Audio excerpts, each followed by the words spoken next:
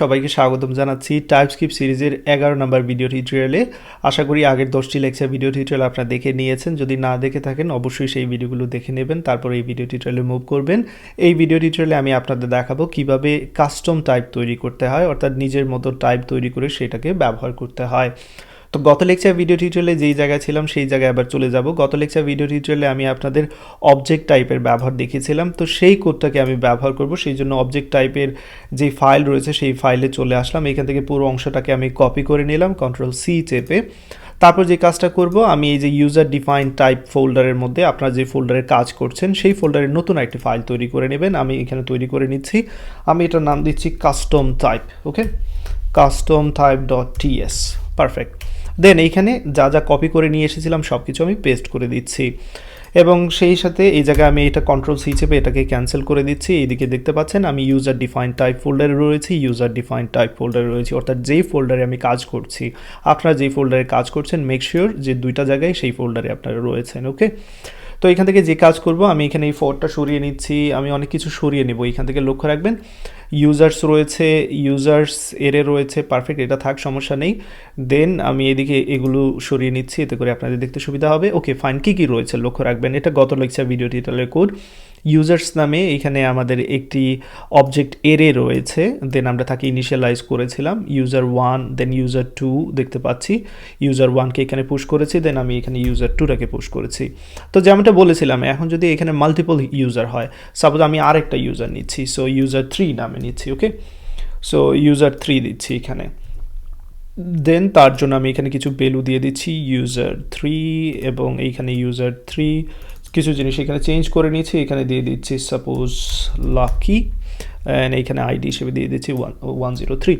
তো এটা যদি আমি এবার সেভ করে রান করি তাহলে কি হবে, তো সেই আউটপুটটা দেখার জন্য আমাকে একটা কনসোল লগ নিয়ে নিতে হবে। এখানে কনসোল লগে আমি ইউজার্স যেটা রয়েছে এরে সেটাকে প্রিন্ট করব।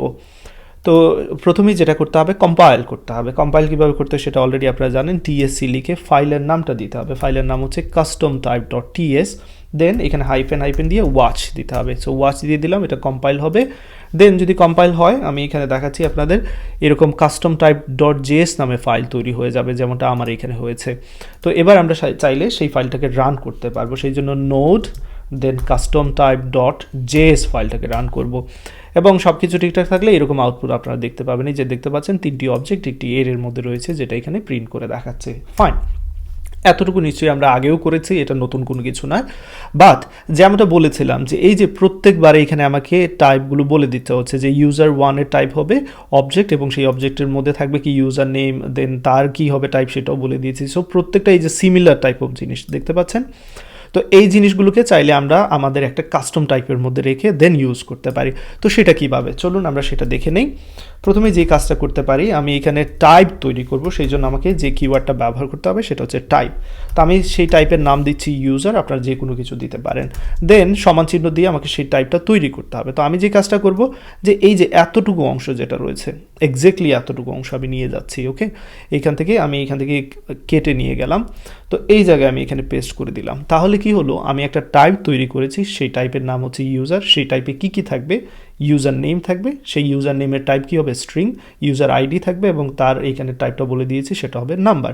সো এই যে টাইপটা আমি তৈরি করলাম, এবার সেই টাইপটা আমি এখানে চাইলে ব্যবহার করতে পারি।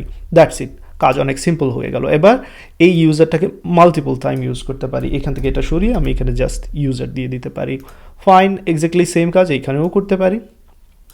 তো দেখতে পাচ্ছেন এখানে কোডটা কত সুন্দর হয়ে গেল এবং কত মিনিমাইজ করা হয়ে গেল, বারবার রিপিটেশন করতে হচ্ছে না, টাইপিং এখানে অনেক কম করতে হচ্ছে। তাহলে আমরা একটা টাইপ তৈরি করলাম টাইপ কিওয়ার্ডের মাধ্যমে, দেন টাইপের নামটা দিলাম, টাইপে কি থাকবে সেটা এখানে বলে দিলাম, দেন সেটা এখানে আমি ব্যবহার করতে পারি। নিশ্চয়ই এখানে বুঝতে পেরেছেন ইউজার 1-এর টাইপ কি, এই যে দেখতে পাচ্ছেন ইউজার, আর ইউজারের মধ্যে কী রয়েছে এখানে গেলেই আপনি সেটা দেখতে পাবেন। সো আশা করি এতটুকু বুঝতে পেরেছেন কিভাবে কাস্টম টাইপ তৈরি করতে হয়। তো এবার আমরা চাইলে এই কোডটাকে আরও সিম্পল করতে পারি। এই যে এটা ইউজার্স যেটা, সেটা কি হবে, আমাদের যে ইউজার তার এরে হবে, তাই না? সেই ইউজারের এরে হবে, কারণ ইউজার তো এখানে একটা অবজেক্ট, সেই অবজেক্টের এরে হবে, তাই না? তো আমরা চাইলে এই কোডটাকে এখান থেকে কেটে আমি নিচে নিয়ে আসি, এইখানে নিয়ে আসি, লক্ষ্য রাখবেন এই জায়গায় নিয়ে আসলাম। এবং এইবার এইখানে কি করব, আমি অবজেক্টের বদলে আমার যে কাস্টম টাইপ সেই টাইপের এরে বলে দেবো। সো ইউজার এরে দেখতে পাচ্ছেন পারফেক্টলি কাজ করছে।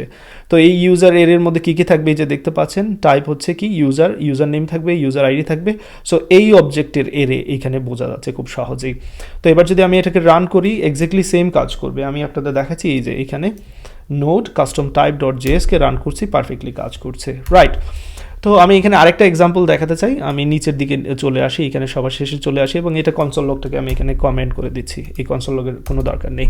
তো আমরা টাইপ যে কোনো কিছু যে কোনো নাম দিতে পারি আপনাদের ইচ্ছা। আমি এখানে দিচ্ছি এরকম রিকোয়েস্ট টাইপ, এই যে রিকোয়েস্ট টাইপ নামে আমি একটি টাইপ তৈরি করছি এবং তার ভ্যালু কী দিবেন সেটাও আপনাদের ইচ্ছা। মেক শিওর এখানে সমান চিহ্নটা মাস্ট লাগবে বা অ্যাসাইনমেন্ট অপারেটরটা মাস্ট লাগবে।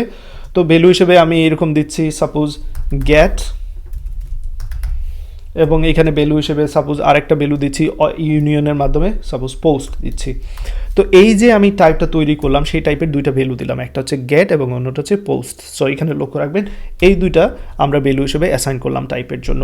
এবার ধরা যাক আমি এখানে লেট দেন যে কোনো কিছু দিতে পারি, যে গেট রিকোয়েস্ট নামে একটি ভেরিয়েবল নিলাম, সেই ভেরিয়েবলের টাইপটা কী হবে আমি বলে দিতে পারি, যে রিকোয়েস্ট টাইপটা আমি টাইপটা তৈরি করেছি যেটা সেটা বলে দিতে পারি যে এটা টাইপ কি, এই রিকোয়েস্ট টাইপ যেটা আমরা তৈরি করেছি, এবং রিকোয়েস্ট টাইপ কী কী রিসিভ করবে, জাস্ট দুইটা জিনিস রিসিভ করতে পারবে, গেট এবং পোস্ট।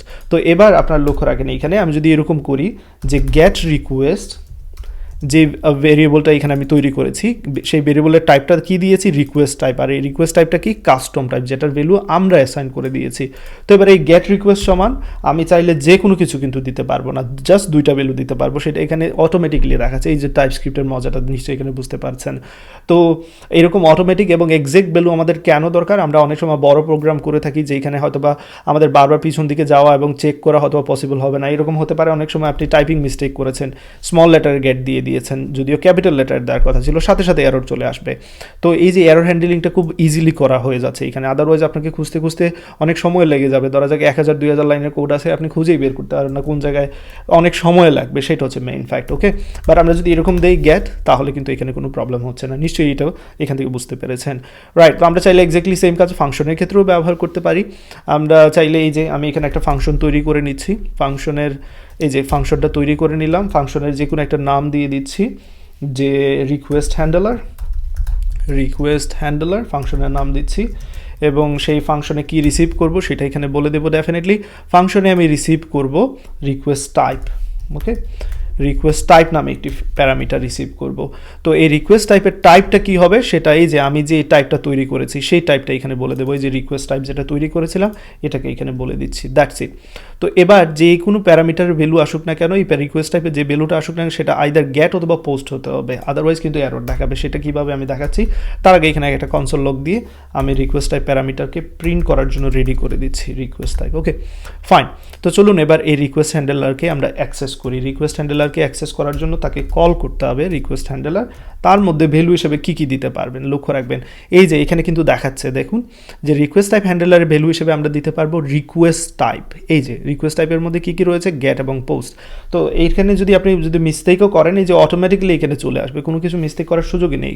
আমি যদি স্মল লেটার দিই সেক্ষেত্রে এরর দেখাবে, আমি যদি ক্যাপিটাল লেটার দিই পারফেক্টলি ঠিকঠাক আছে। ওকে, সো আশা করি এতটুকু বুঝতে পেরেছেন। এবার যদি কোডটা রান করি তো পারফেক্টলি রান করছে, দেখতে পাচ্ছেন এখানে গ্যাট দেখাচ্ছে যেমনটা দেখানোর কথা, সেটাই আমরা এখানে প্রিন্ট করার চেষ্টা করছি।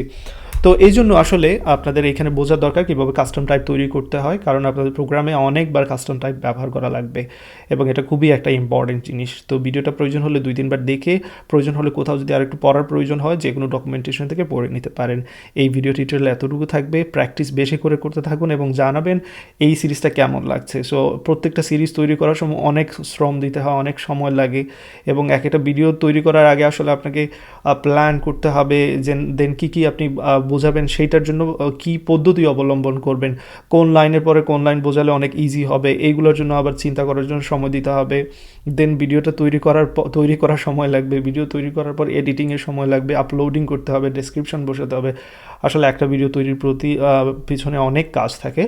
তো যারাই ভিডিও তৈরি করেন, এডুকেশনাল ভিডিও স্পেশালি যারা তৈরি করেন, তাদের সেই ভিডিওগুলোকে আশা করি আপনারা সম্মান জানাবেন এবং বেশি করে প্রমোট করার চেষ্টা করবেন। আমার ভিডিও নট নেসেসারি প্রমোট করার দরকার নেই, বাট অন্য যারা পরিশ্রম করছেন সেই পরিশ্রমের যদি আপনারা ভ্যালু দিতে থাকেন তাহলে আরও মানুষ এগিয়ে আসবে, আরও মোটিভেটেড হবে এবং আপনাদের জন্য রেগুলারলি ভালো কিছু করার চেষ্টা করবে, এটা আমি মনে করি।